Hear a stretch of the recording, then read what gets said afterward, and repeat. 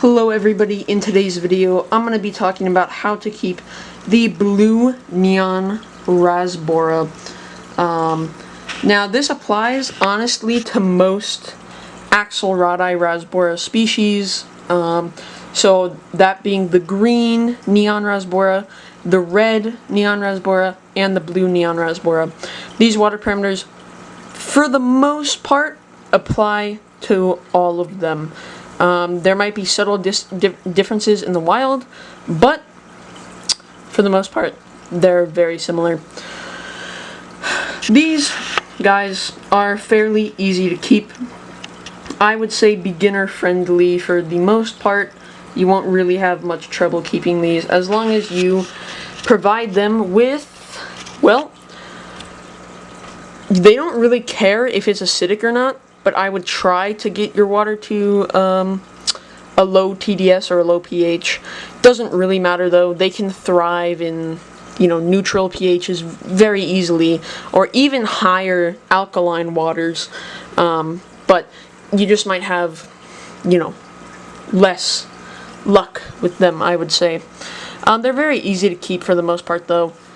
Temperature-wise, tropical. I would keep them around 73 to 75 degrees, in that range, all the way up to maybe 80.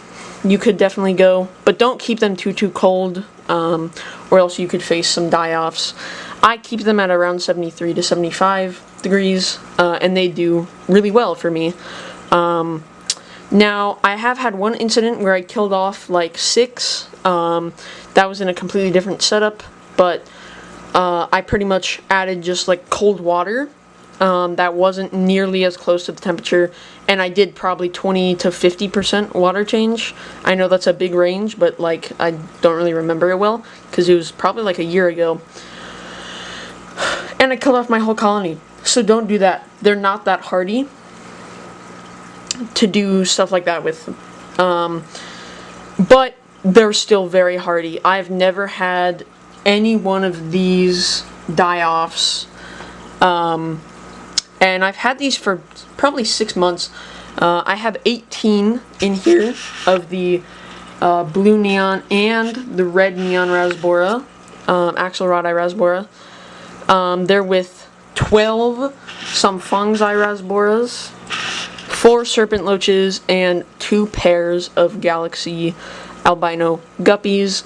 And I also have tons of shrimps. And I have some pencil fish as well. So tank mate wise, you can do most nano fish. Apistogrammas, perfect. I've kept them with a betta. I've kept them with angels. I've kept them with most things, to be honest. As long as the species won't eat them, they'll be just fine. For the most part, they're pretty fast. I don't think there's going to be really, as long as the fish isn't like super aggressive, like a Daniel might like peck at them a little bit, which might not be good, but still for the most part they're pretty easy.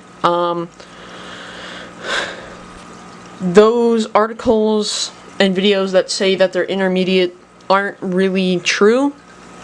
They're pretty easy to keep. The only thing that you're gonna run into is like you have to treat them when you get them, because all of them are pretty much come in from the wild, or you just get them from a good source, right? So if you get them from a good source, you might not have to do that. I would still recommend maybe adding salt, or maybe using Paracleanse, Icex, stuff like that.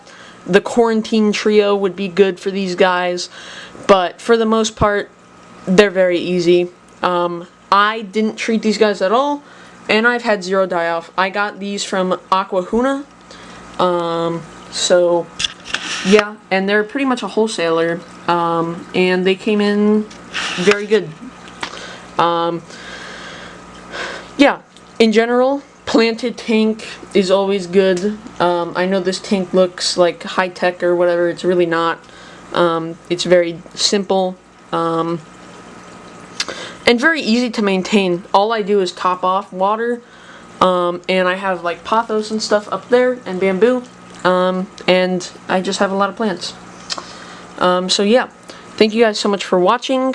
That's really it. If you're trying to breed these guys, well, good luck. They're very hard to breed. I have never bred them.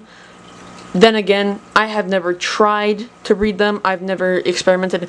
Even though I really do, at the moment I just don't really have the time or funds to experiment with them. And by experiment, I mean like just see what triggers their spawning behavior, and stuff like that. So yeah, good luck with your tanks, and I'll see you guys in the next video. Bye bye.